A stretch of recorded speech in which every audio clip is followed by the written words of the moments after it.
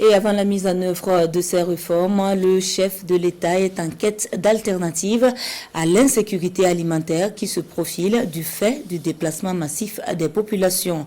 Cette solution semble toute trouvée au travers de l'initiative présidentielle pour la production agricole.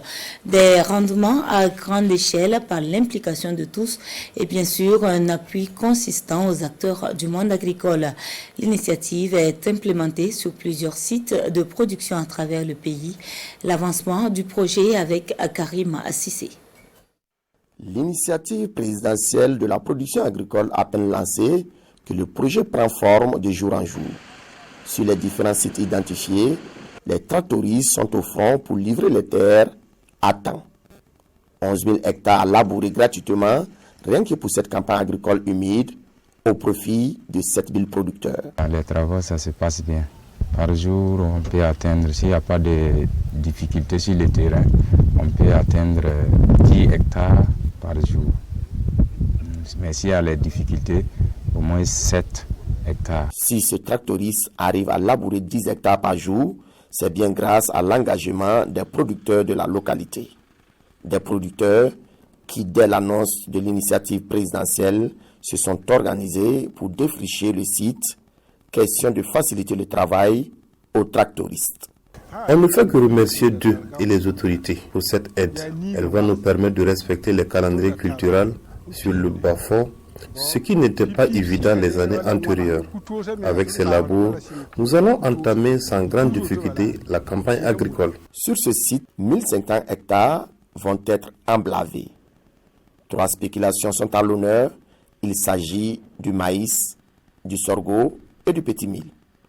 Les semences de ces spéculations sont déjà sur place. Nous avons reçu 20 tonnes de semences de maïs, nous avons 2 tonnes de semences de sorgho capelga et 4 tonnes de semences de petit mil. Nous avons plusieurs approches que nous avons pu mettre pour pouvoir mettre l'opération en place. Il y a d'abord au niveau de la partie aménagée de 2194 hectares où nous allons mettre à contribution les PAP, ce qu'on appelle les populations affectés par le projet que nous sommes en train de mettre à place d'aménagement de 894. Nous allons les mettre à contribution en faisant des labos gratuitement pour eux, en leur donnant les intrants, que ce soit les engrais ou les semences à prix subventionné, pour les permettre de contribuer à cette opération. Et également au niveau de la partie des agrobusiness, nous avons des particuliers qui veulent produire, nous avons également des VDP qui veulent produire. Un tour sur ce site du Tuy. Les opérations de labour sont finies. Les producteurs mènent les derniers semis. Nous avons pris l'engagement de tout mettre en œuvre afin de ne pas décevoir ceux qui nous accompagnent, car c'est la toute première fois que nous bénéficions de telles aides. Du côté des commerçants et exportateurs de riz, la mobilisation est remarquable. Chacun s'organise pour accompagner l'initiative. Quand vous rentrez, j'ai une machine qui est déposée, ça vaut 3 ans qu'on n'est même pas touché. Mais cette année, d'ici 2 mois, nous allons venir trouver cette machine en marche. À une capacité de 3 tonnes 5 à l'heure.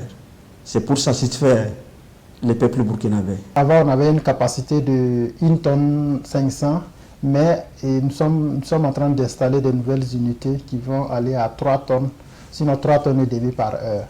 Donc je pense qu'à notre niveau, il n'y a pas de problème. Les acteurs des différents maillons de la chaîne de production adhèrent à l'initiative présidentielle. Tous sont en ordre de bataille pour atteindre les 190 000 tonnes de céréales visées par l'initiative.